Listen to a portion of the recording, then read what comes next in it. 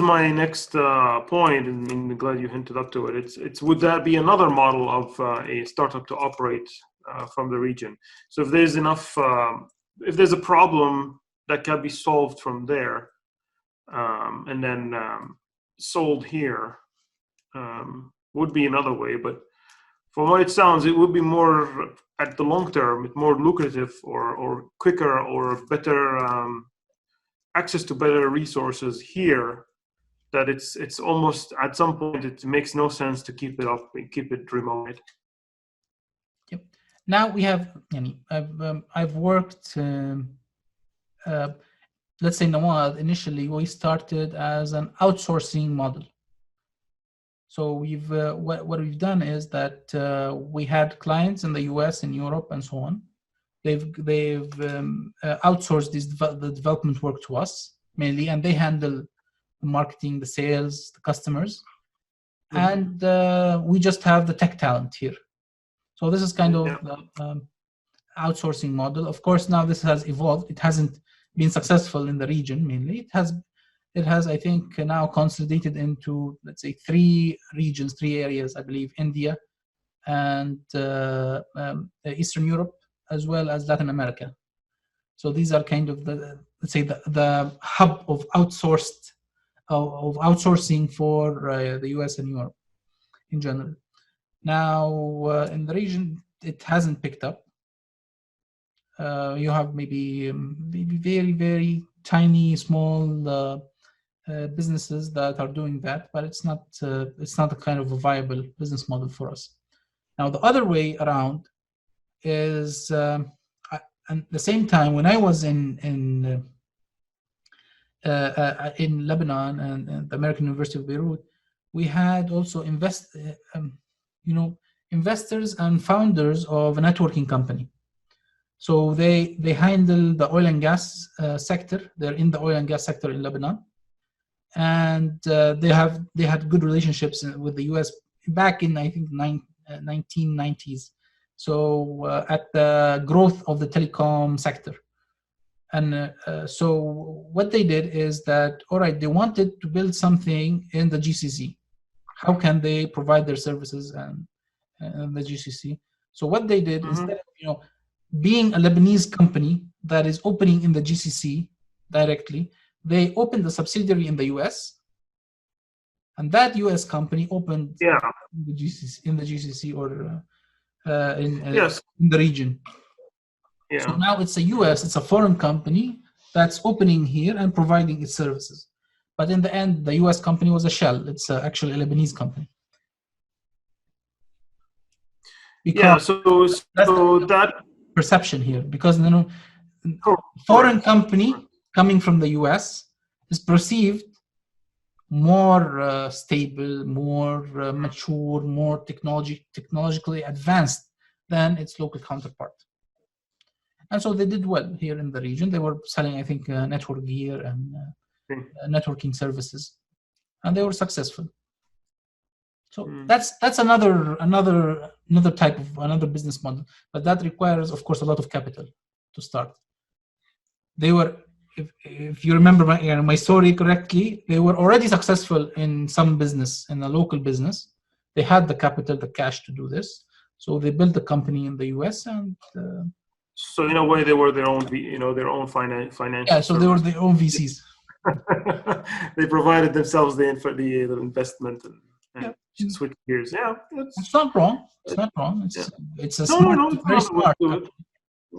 Yeah, it's another way to do it. Yeah, that's unfortunate, but it's how businesses run. If that's one way to do it, it's one way to do it. Yeah. So if you look at the landscape of potentials and like areas in the industry or in the economy of the region, where would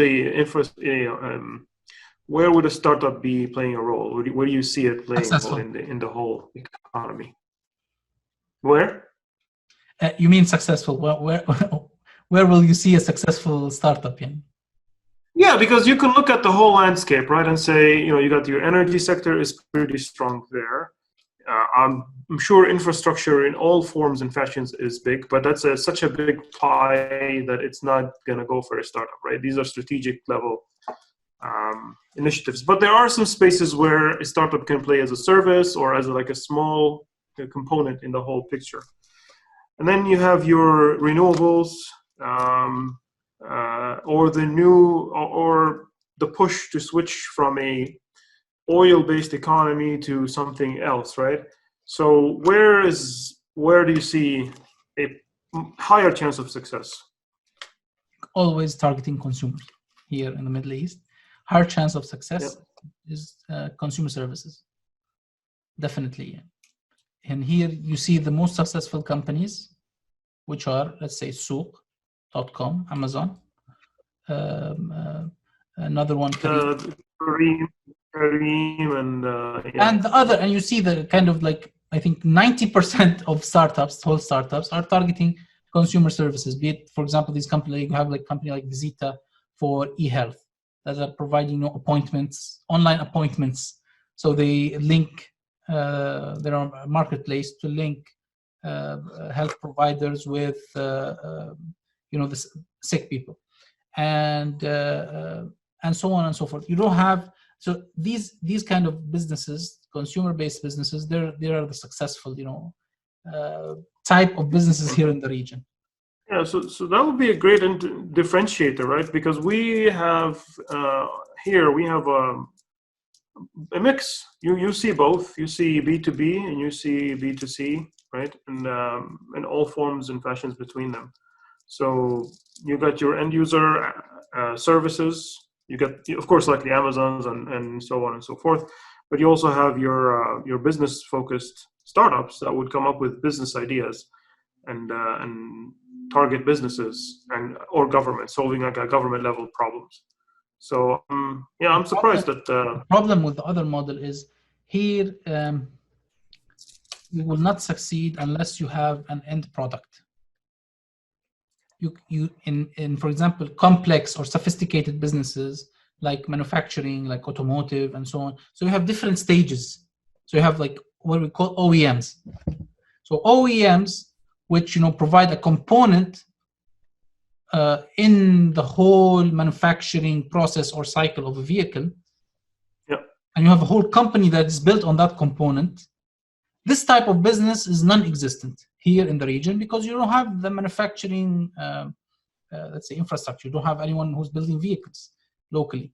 You don't have anyone that's manufacturing cell phones or manufacturing. Yeah, so you don't have this kind of the businesses, the community, the ecosystem that's surrounding or that's supporting these type of businesses. In the end, your business will grow according to the actual businesses that are in the ground. What I mean now, if I have a Ford factory, then all around it, I will have businesses that support this factory. So it's linked to its success. It grows. Pretty much all the services and supplementary industries will grow with it. With it, yes, definitely. Yeah. And so that's why you have, for example, let's take an example about in Dubai. In Dubai, you have what's successful? The fashion industry. It's success because you have the whole ecosystem. You have now the retailers, the e-commerce providers, you have the PR, the magazines, the news. You have all this infrastructure surrounding this business that's making it successful and grown. So now there's a critical mass of let's say people that are involved now in the fashion industry. So that's why you see that kind of this industry is kind of booming, let's say, in the region. And you see different startups that have emerged. I don't know, luxury closet.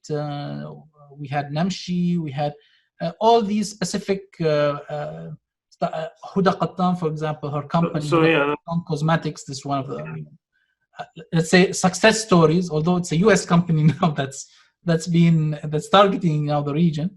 But that would be a good example. B2B. But what about business to governments? Governments usually do not buy from small businesses. Okay. The governments buy from large companies based on, let's say, memorandum or MOUs that are signed between big entities in foreign countries. So they have to have the backing of a big.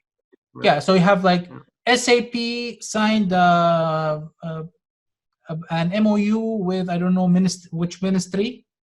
All of the systems for the ministry now is going to be SAP. Are going to be SAP systems, or the same thing with Oracle, or the same thing with others and others. Or if the government will contract a small business if it's a system integrator.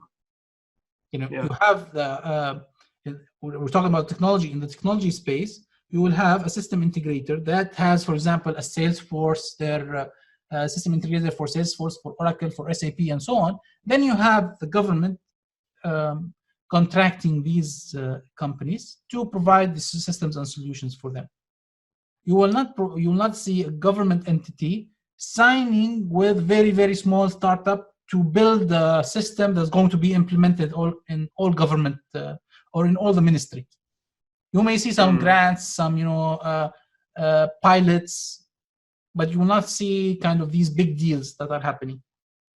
Yeah. Because mainly, rightly, governments, they want a stable system, they want the support, they want they cannot have the system break down suddenly. And who's going to support them? So they want this kind of the whole bells and whistles that come along with the product itself. Yeah. Not just like, okay, let me, you and me, Mohammed, will do a startup and we'll sell to the government. So who's going to support the government later on? Yeah. So you got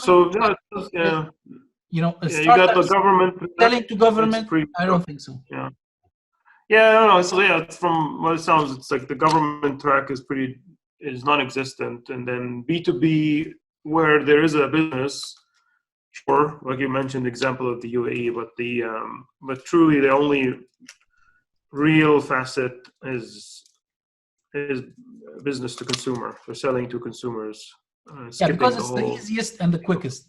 Startups, the number one thing that they don't have is cash, is money. So the quickest thing is to go to target consumers. Businesses, they want, let's say if I am SAP and I am Nawatt, we both are providing the same system to a company. Mm-hmm. I have for the company to choose me over SAP. Of course, number one is the cost factor. Yep. Number two is I have to be at the same level of SAP. And definitely I am not at the same level because I cannot build this whole enterprise application or solution, complete solution. I would need years and years and years of development to reach that level, to the SAP level. Yeah. So they go, if they have the budget, they immediately go with SAP. They don't consider our offer. And if they consider our offer, we have to show them 10x improvement over the other offering, and it has to be a complete end solution. It cannot be like a component or a feature or whatever. I have to provide you a complete solution. Yeah. And so that's difficult and takes a very long time to develop. It's not easy. And for example, our enterprise asset management system that we developed, it's not like the customer said, okay, why don't you build this and we'll buy it? No, we signed a contract with them. They already bought the system, and we developed it for them. And it took us, I think, 2 years to develop the system. So 2 years, startup would be dead. You have to fund yourself for 2 years to build the system. And then, of course, after you build the system, you're still at zero level. You didn't sell.